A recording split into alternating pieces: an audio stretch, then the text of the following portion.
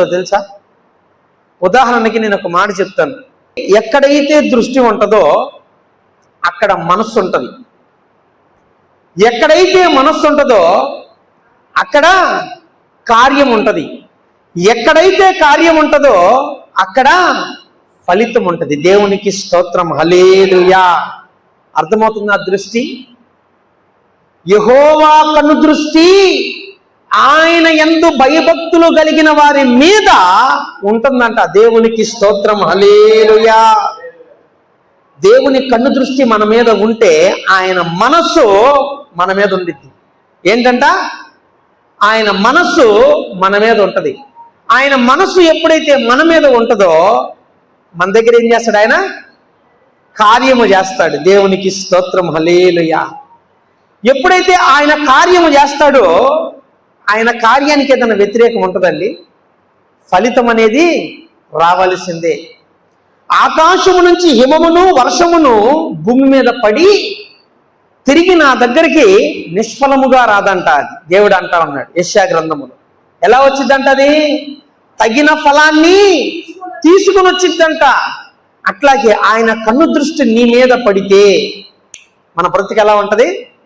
ఎలా ఉంటుందండి మన బ్రతుకు? చెప్పండి, ఎలా ఉండిద్ది? ఎలా ఉంటుందండి? ఆకు వాడక తగిన కాలములు అంటే ఏంటి? తన కాలమందు అంటే తన కాలం అంటే ఏంటి? ఇంకా ప్రతి సీజన్ లేదు దానికి. తన కాలమందు అంటే తన ఇష్టం. ఇంకా అది ఆకు వాడక తన కాలమందు ఫలమిచ్చు చెట్టు వలె ఉంటాడు. అంటే నువ్వు ముట్టిందల్లా ఏమైంది? అర్థమైందా? నువ్వు చేసేదంతా సఫలమైంది. అయితే ప్రియులరా, ఒక్కటే ఏంటో తెలుసా? జ్ఞాని అయిన సొలొమోను చెప్తా ఉన్నాడు, మానవ కోటికి ఒక విధి ఉంది. ఆ విధి ఏంటి అని అంటే ఆయన యందు భయము భక్తి కలిగి ఉండాలి. నేను అడుగుతా ఉన్నాను, ఆయన యందు భయము భక్తి కలిగి మనం ఉన్నామా? ఆయన యందు భయము భక్తి కలిగి మనము ఉన్నామా? ఒకవేళ ఉంటే నీకు వ్యతిరేకంగా ఏది జరగదు. ఆమేన్, హల్లెలూయా.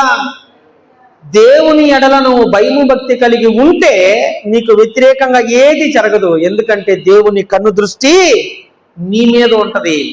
ఆయన మనస్సు నీ మీద ఉంటది. నీ దగ్గర ఆయన కార్యం చేస్తాడు. అది తగిన సమయంలో ఏమవుతుంది?